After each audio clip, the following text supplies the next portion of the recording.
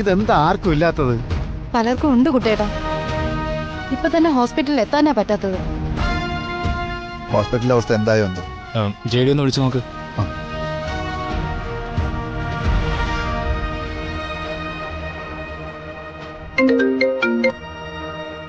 Hello. എന്തായി അവിടെ? ബ്ലഡിന്റെ കാര്യം എന്തെങ്കിലും? ഇല്ല, ഇതുവരെ കിട്ടിയിട്ടില്ല. ഞങ്ങൾ എല്ലാവരും ഒരുമിച്ചുണ്ട്. ഞങ്ങൾ അങ്ങോട്ട് വരട്ടെ? വേണ്ട, അത് റിസ്കാ. നമ്മളെ നിരീക്ഷിക്കുന്ന പലരും ഇവിടെയൊക്കെ ഉണ്ടാവും.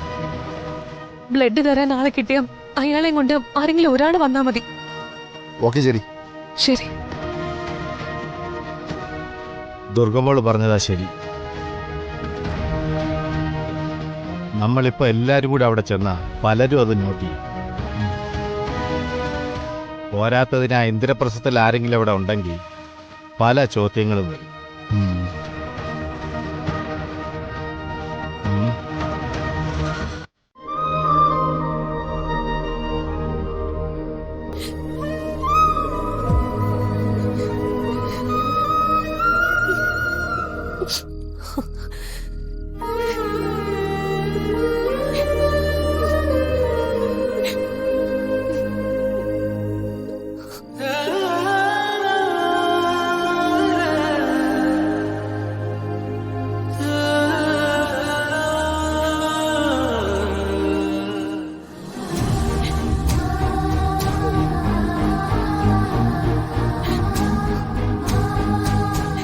അമ്മേ, ദേവി, മഹാമായി, എന്തൊരു പരീക്ഷണ ഇത്.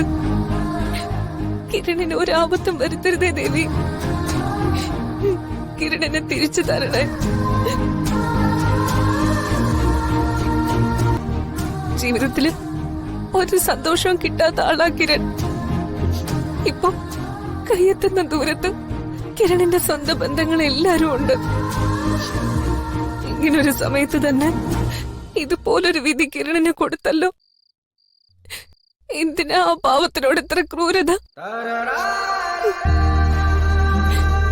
ഞാൻ വിശ്വസിക്കുന്ന എന്റെ ദേവി എല്ലാവരെയും രക്ഷിക്കുന്ന ദേവിയാ. ഒരു തെറ്റും ചെയ്യാത്ത കിരണിന് ഇനിയും പരീക്ഷിക്കരുതേ ദേവി. കിരണിന് ഇത്രയും പെട്ടെന്ന് ബ്ലഡ് കിട്ടണേ ദേവി.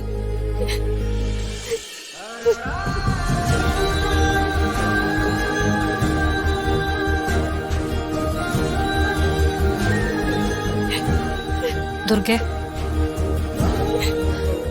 തളരരുത് ദുർഗെ. ജീവിതത്തിൽ ഇതുപോലെ പല സന്ദർഭങ്ങളും ഉണ്ടാവും. അതെല്ലാം നമ്മള് തരണം ചെയ്തേ പറ്റൂ. എല്ലാം ശരിയാവും. കിരൺ ബെറ്റർ ആവും. ഒരു ആപത്തും ഇല്ലാതെ നമ്മുടെ കിരൺ തിരിച്ചു വരും. വാ വാ.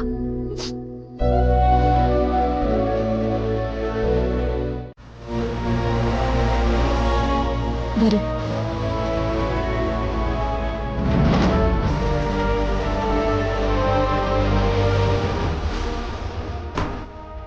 എവിടെ പോയി? ഇവിടെ ഉണ്ടായിരുന്നാണല്ലോ. ഇത്ര പെട്ടെന്ന് പോയോ?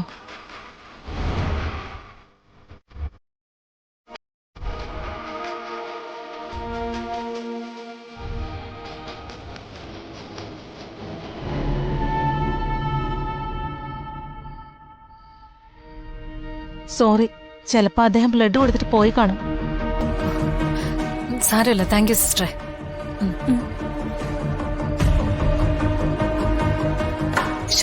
എന്നാലും ഇത്ര പെട്ടെന്ന്?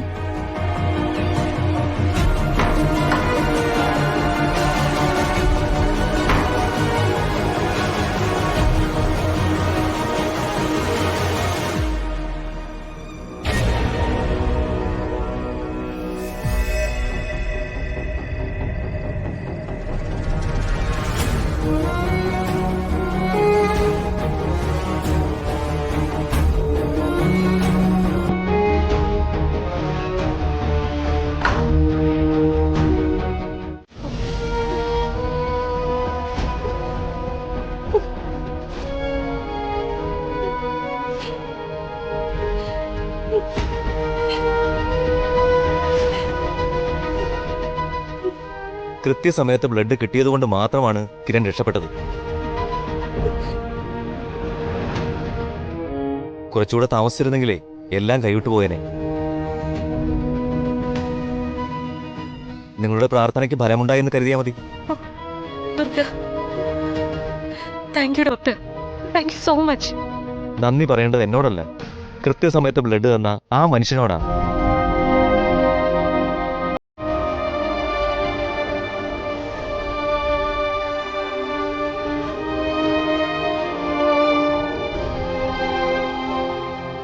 അയാളാണ് കിരണിന്റെ ജീവൻ രക്ഷിച്ചത്.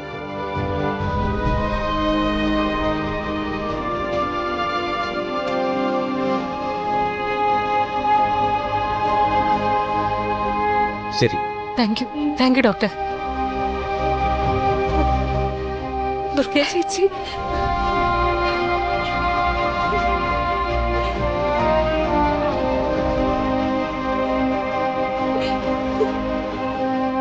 ഇപ്പൊ സമാധാനായല്ലോ.